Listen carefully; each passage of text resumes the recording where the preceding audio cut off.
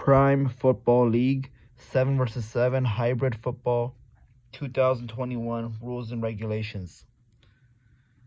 Composed of 6 articles. Article 1, registration, rosters, uniforms, equipment, referees. Article 2, field, timing, possessions, scoring.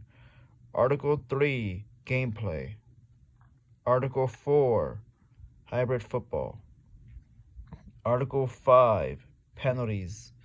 Article 6, conduct of players.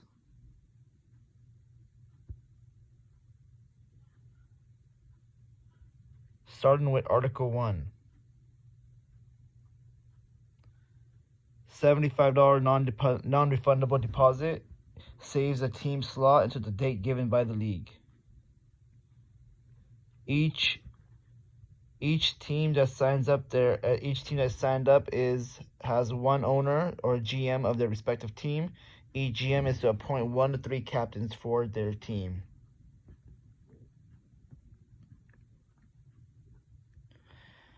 Section 2, rosters, positions, formations.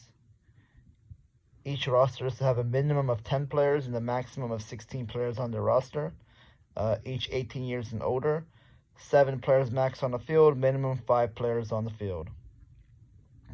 Each roster is to include 1 QB, 1 non-eligible receiver, which is a center, to be blocking, 1 to 3 tight ends, 1 to 3 running backs, 2 to 3 wide receivers.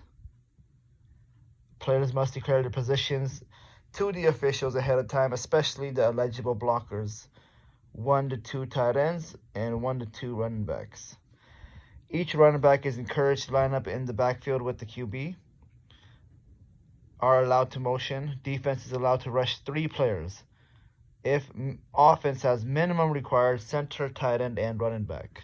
For every eligible blocker added to the offense, the defense may have an eligible rusher. The rushers are not required to say blitz. Centers and tight ends line up in front of the QB and must be within arm's reach of each other or 2 yards on the line of scrimmage and not move as the ball is snapped to the QB.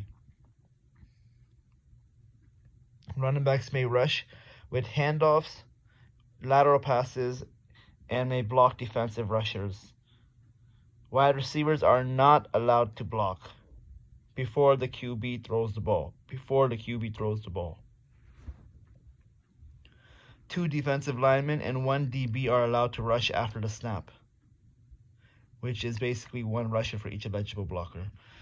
The defensive end and linebackers are required to line up within 3 yards or be able to reach over and touch each other's hand with 1 foot on the ground with an extended arm.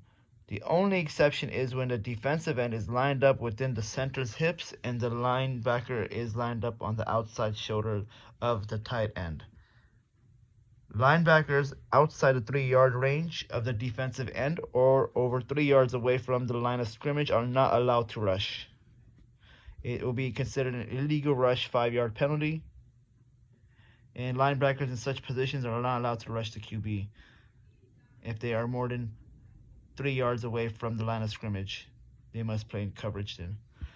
Defensive ends is required to line in front of the center within the right or the left hip of the center, meaning the defensive end's left foot is to line up within the center's left foot, same if defensive end chooses to line up on the right side.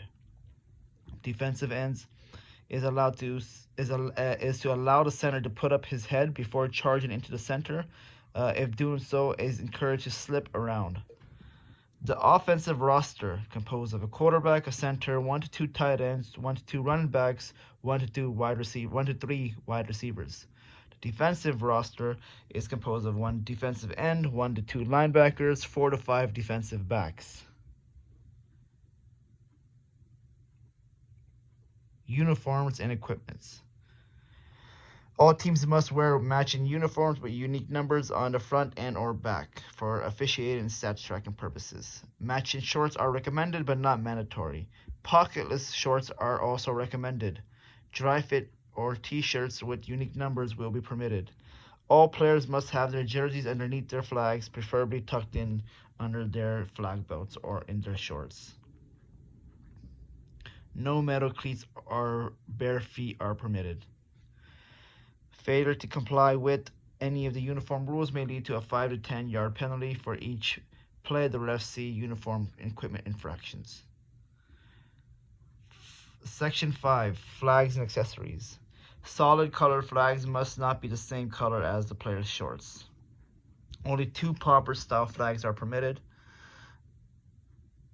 Flags must be at least 2 inches wide, 16 inches long. Flags are not allowed to be tampered. Unstraightened and crumbled flags are banned. 1 flag on each right and left hip to start off the play. And if it moves around after the play starts, it's allowable and the play will not be stopped at the spot. Any flagless players will be down with 1 hand contact. Any other accessories tucked into the player's waistline are also considered flags, such as towels. Failure to comply with the flag's accessory rules may lead to a penalty for each play. The refs see flags, accessories, infractions, 5 to 10 yard penalties. Section 6. Ball policy. Ball size must be at least high school, collegiate, or NFL size. Material is to be synthetic leather or leather. Team's ball, game ball, the PSI must be between 11 or 13.5 PSI for game approval. Any game ball that is determined to be over or under will be either deflated or inflated to the proper level. May be selectively and randomly selected during the games. Any ball that is noted outside the approved range will be given an unsportsmanlike conduct penalty, 10 yards and loss of down. Section 7, referee policy. The referees touches the balls down before every play. Referees nearest the area of the supposed penalty is set to have the first judgment. However, if the referees nearest did not have the best view, his colleague referee with the better view may overrule the call. Referees conferences pauses the play clock and game clock. The referees may throw a flag and discuss the call and then keep, reverse, or change the call after the referee conference. Non-GM and captains that attempt to speak or influence the referee's decision may be called for an unsportsmanlike conduct. 2 in the game lead to ejection. Referees are encouraged to provide a warning to the non-GMs and captains before making an unsportsmanlike conduct call, but is not required to give a warning. Respectful GMs and captains will be more likely to be able to engage the referees regarding calls. GMs and captains with disrespect towards officials will likely not be addressed with the discussion. If a player doesn't address to the referees that he's a GM or one of the 3 captains of the team, referees may call unsportsmanlike conduct. Players that are upset about calls are encouraged to let their captains and GMs relay the message to the referees regarding the calls. Discussing the call doesn't allow the GM and captain to pause the game longer than the referee official wishes. Doing so may result in unsportsmanlike conduct by the GM or captain. Referees may choose not to call a physical play due to incidental contact. Next is Article 2.